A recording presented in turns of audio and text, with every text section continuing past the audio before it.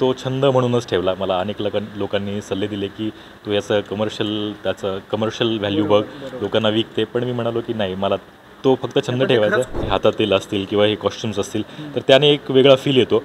जेव्हा स्क्रिप्ट येते तेव्हा त्या कॅरेक्टरला काय म्हणायचं काय, नेमकं त्या गोष्टीतून हा कॅरेक्टर म्हणणार काय, त्याबद्दल डिरेक्टरशी चर्चा होते.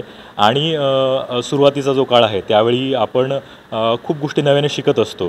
खरं तर ती शंका असतेच मनामध्ये, ती भीती असतेच कलाकाराला. आणि जसं मी मगाशी म्हटलं की तो चॅलेंज म्हणूनच मी घेतलेला आहे. नमस्कार, मी नितीन मोरे. लेट्सअप मराठीमध्ये तुमच्या सगळ्यांचं स्वागत करतो आहे. सोनी मराठी वाहिनी दरवेळेला नवनवीन आपल्याला मालिका देतच असते. आपल्यासमोर नवनवीन मालिकेतून एक विविध प्रश्न किंबहुना सामाजिक गोष्टींवर ज्या पद्धतीने भाष्य केलं जातं त्या सगळ्या मालिकेमधून आपल्याला बघायला मिळत असतात. पण सगळ्यात महत्त्वाची बाब म्हणजे सोनी मराठी वाहिनी ही दरवेळेला एक नवीन आध्यात्मिक गोष्टसुद्धा आपल्यासाठी घेऊन येत असते. याच सगळ्या रेलचेलीमध्ये एक नवी कोरी आध्यात्मिक गोष्ट आपल्या भेटीला येणार आहे, ती म्हणजे जय जय शनिदेव. आणि त्याच निमित्ताने एक असा कलाकार जो फक्त माईम नाही, फक्त थिएटर नाही, तर एक स्वतः आर्टिस्टसुद्धा आहे. माझ्यासोबत आहे संकेत खेडेकर. मला संकेत खेडेकर बोलण्यापेक्षा संकेत खडूकार बोलायला आवडेल. काय आहे खेडेकर खडूकर, काय आहे नेमकं कनेक्शन काय आहे? गेल्या अनेक वर्षांपासून मला एक छंद आहे, तो म्हणजे मी खडूवर वेगवेगळे डिझाईन्स करतो. तर हा माझा छंद शाळेत असल्यापासून मला तो लागला आणि मी तो छंद म्हणूनच ठेवला. मला अनेक लोकांनी सल्ले दिले की तू याचं त्याचं कमर्शियल व्हॅल्यू बघ, लोकांना विकते. पण मी म्हणालो की नाही, मला तो फक्त छंद ठेवायचा. खूप सुंदर आहे संकेत, खरंच भारी वाटत आहे. होय. नाही, पण सोनी मराठी वाहिनीवरची एक नवी कोरी मालिका, त्यामध्ये सगळ्यात महत्त्वाचं म्हणजे आध्यात्मिक मालिका असली की एक बर्डन असतो, एक प्रेशर असतो. कारण का प्रेक्षकांना माहीत असतं पुस्तकांमधून, ग्रंथांमधून, किंवा ज्या व्यक्तीची किंबहुना ज्या एका अशा पुरुषाची तो भूमिका आपण साकारत असतो ती ऑलरेडी प्रेक्षकांना माहिती असते. एक कलाकार म्हणून बर्डन येतं का की ह्या मालिकेसाठी माझी निवड केली तर आहे खरं, पण ही पुरेपूर माझ्याकडून होईल आणि प्रेक्षकसुद्धा माझ्यावर प्रेम करतील की नाही? नक्कीच. मी बर्डन म्हणणार नाही, मी याला चॅलेंज म्हणेल. कारण खरंच मोठं चॅलेंज आहे. शनिदेवांचं जे तत्त्वज्ञान आहे, ज्या लोकांना त्यांच्या ज्या कथा आहेत ते एक शिकवण म्हणून लोक त्याकडे पाहतात. तर ती शिकवण असेल, ते तत्त्वज्ञान असेल, ते मला समजून घ्यायचं आहे. आणि हे नक्कीच सोपं नाही आहे. तर आमचे डिरेक्टर्स असतील, आमची पूर्ण टीम असेल, रिसर्च टीम असेल, तर ते मला वेळोवेळी मदत करतात. आणि नक्कीच हे चॅलेंज मी याला म्हणेल ॲक्च्युली. बरं, तर जेव्हा आपल्याकडे ना एका सिरियलची बोल किंवा चित्रपटाची वगैरे स्क्रिप्ट येते किंवा आपल्याला त्या रोलबद्दल विचारण्यात येतं, तेव्हा सगळ्यात पहिलं आपल्या मनामध्ये स्वतःबद्दल शंकाशी बोलता नाही, स्वतःचं असतं की भाई मी करीन ना, कारण का एवढी मोठी जबाबदारी आणि सोनी मराठीसारखं मोठं चॅनल. काय सांगशील जेव्हा हातामध्ये स्क्रिप्ट येते, जेव्हा प्रोमो आता तुझे शूट झाले असतील किंवा आता काही सीनसुद्धा लागत असतील, स्क्रिप्ट हातामध्ये आल्यावर संकेत हा पूर्णपणे विसरून ह्या रोलसाठी तयार झालेला असतो की तेव्हासुद्धा संकेत कलाकार म्हणूनच आमच्यासमोर येतो? खरं तर ती सुरुवात जेव्हा हे कॉस्ट्यूम घालायला सुरुवात करतो तेव्हापासून एक गोष्ट सुरू होते. जसं की हातातील असतील किंवा हे कॉस्ट्युम्स असतील तर त्याने एक वेगळा फील येतो. जेव्हा स्क्रिप्ट येते तेव्हा त्या कॅरेक्टरला काय म्हणायचं काय, नेमकं त्या गोष्टीतून हा कॅरेक्टर म्हणणार काय, त्याबद्दल डिरेक्टरशी चर्चा होते. आणि सुरुवातीचा जो काळ आहे त्यावेळी आपण खूप गोष्टी नव्याने शिकत असतो. सगळंच युनिट आहे. भाषासुद्धा महत्त्वाची असते त्याची बोली.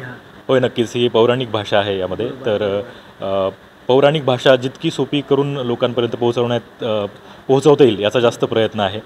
ती लोकांना अवघड वाटू नये याचा जास्त प्रयत्न आहे. समजायला सुद्धा तेवढी सोपी गेली पाहिजे प्रेक्षकांना, ते सुद्धा आपण बोलू शकतो. अगदी खरं. बरं, तर हा जो लुक आहे, जसं तू बोललास की ही सुरुवात माझी लुकपासूनच होते. जेव्हा मी पूर्ण वेश परिधान करतो त्यानंतर एक गोष्टी पुढे सरकत असतात.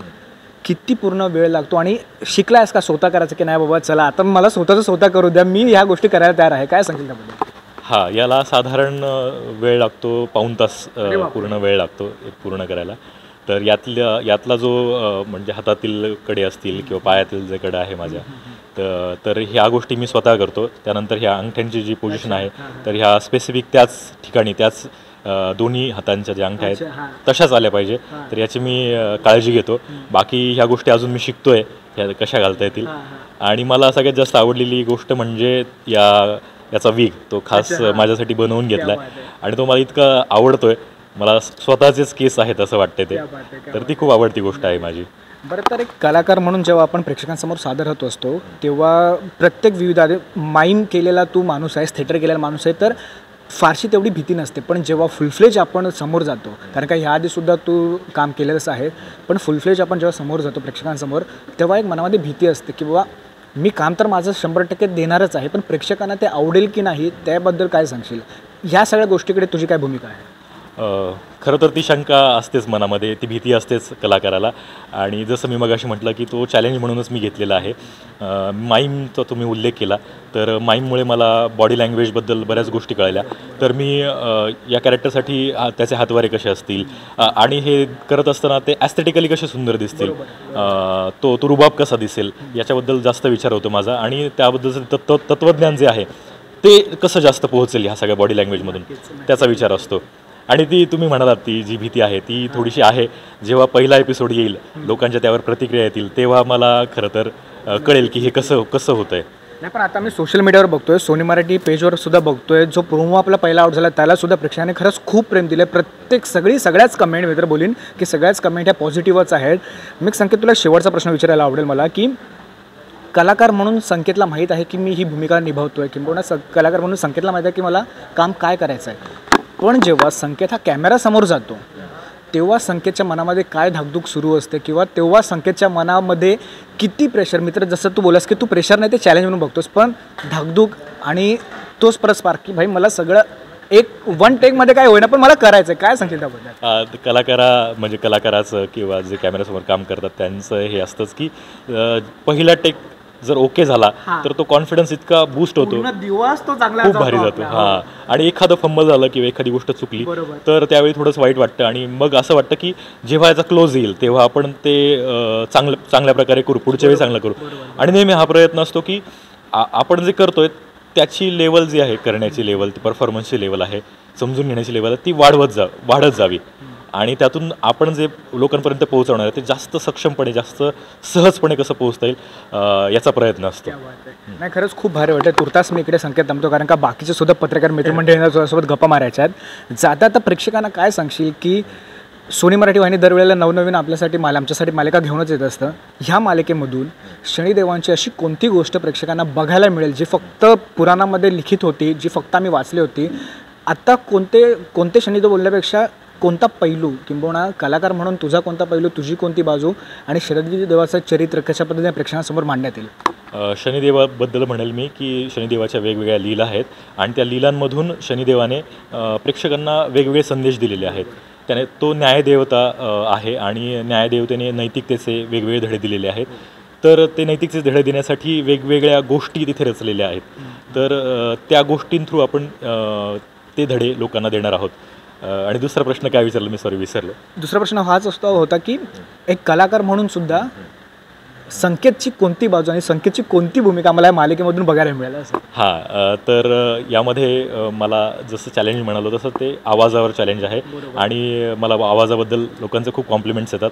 तर मी म्हणेल की मला यामध्ये आवाजामध्ये जितके जास्तीत जास्त व्हेरिएशन्स असतील किंवा अजून अशा काही गोष्टी असतील ज्या मी शिकलेलं नाही आहे, ज्या ह्या प्रोसेसमध्ये मला शिकायला मिळतील आणि त्या कशा लोकांना आवडतील, तो याचा प्रयत्न असेल माझा. नाही, खरंच खूप भारी वाटतं. तुर्तास मी इकडे थांबतोय, पण जाता आता मला संकेतकडून एक प्रॉमिस पाहिजे. नेक्स्ट टाइम जेव्हा आम्ही शूटवर येऊ तेव्हा एक खडूमधून काहीतरी बनवलेलं आम्हाला आणि प्रेक्षकांना बघायला आवडेल, कारण का संकेतच्या पेजवर तुम्ही गेलात ना तर चॉक आर्टिस्ट नावाचं त्याचं दुसरंसुद्धा पेज आहे, त्यालासुद्धा फॉलो करा. आणि खरंच खूप भारी पेज आहे. पुन्हा एकदा धन्यवाद लेट्सअप मराठीसोबत गप्पा मारल्याबद्दल आणि तुझ्यासोबत तुझ्या संपूर्ण टीमला all the very best. Yes, thank you so much. Thank you.